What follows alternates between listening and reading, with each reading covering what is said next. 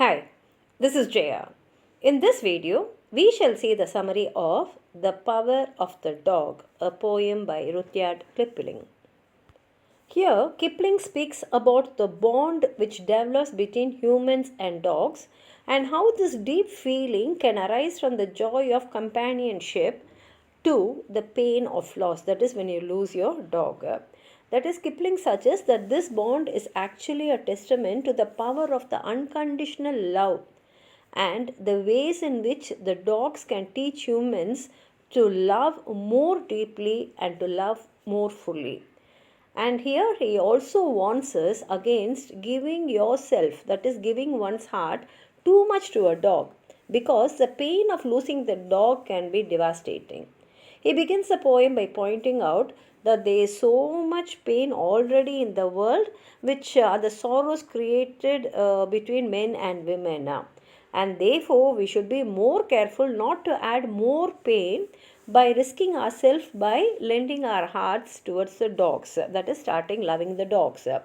But at the same time, he also says that the appeal of the dog's unwavering love and loyalty, that is, you can get it with the price of a puppy, and that love and loyalty is equal to nothing in this world.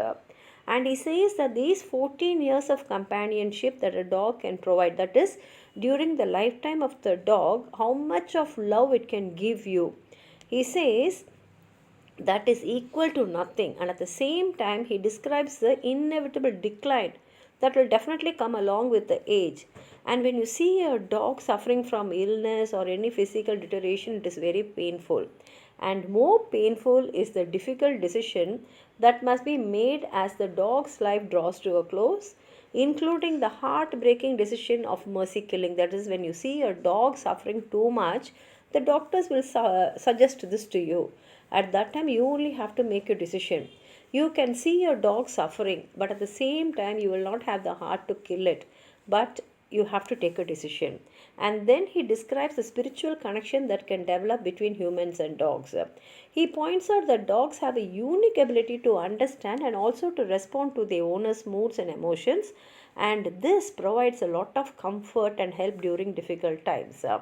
And he concludes the poem with a reflection on the nature of love and loss. He points out that our loves are not given but only borrowed, and that we should cherish them while we can. The more we love someone, the more painful it can be to lose them.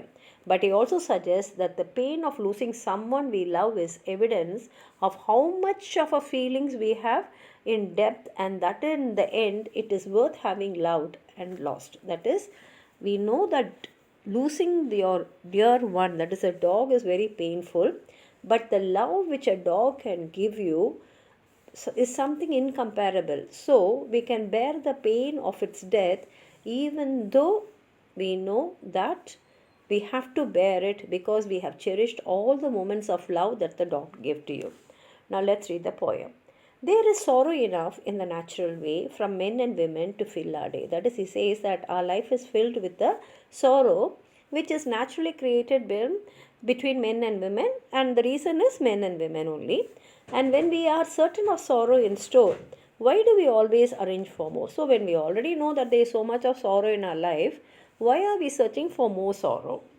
Brothers and sisters, I bid you beware of giving your heart to a dog to tear. So he says, I am telling you to be careful before you start loving a dog, because that love can later on tear you also.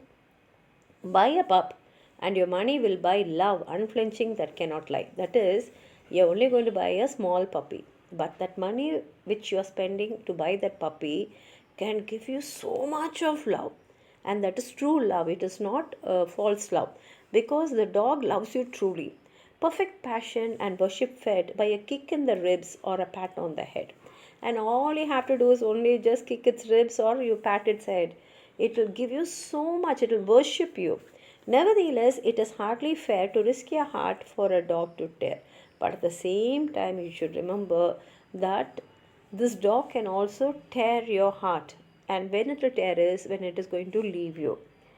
When the 14 years which nature permits also closes in asthma or tumor or fits, and the vet's unspoken prescription runs to lethal chambers or loaded guns, then you will find it's your own affair, but you given your heart to a dog to tear. And why I am saying that this dog will tear your heart is, see, nature has given 14 years of lifetime for a dog, and when it is nearing that 14 years of lifetime, that is when it's nearing its death, it may suffer in asthma, it can suffer with some tumor or fits, and that time your veterinary doctor will give you a prescription which you have to take to the lethal chambers, that is a chamber which is going to kill the dog, or you have to use a loaded gun to kill the dog.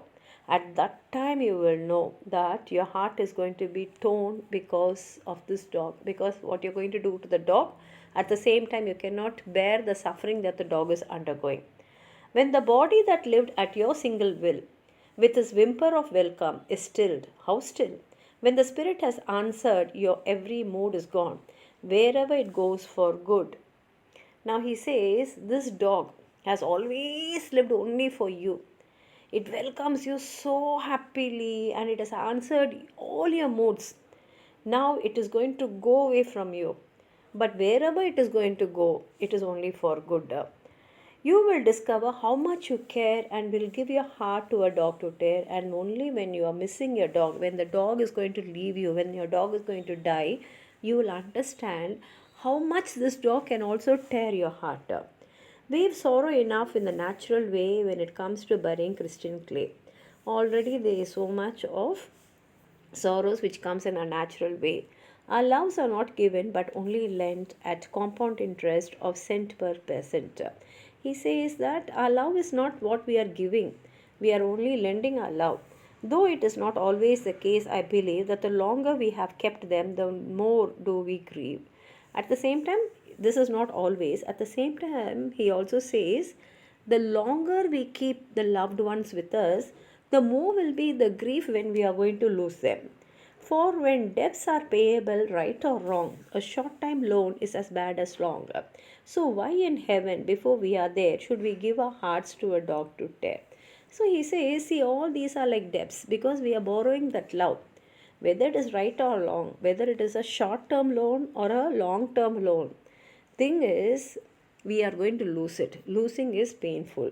So we are also going to be there in heaven, but before us, when we are going to lose our dog, definitely that is going to tear our hearts. And here ends the poem.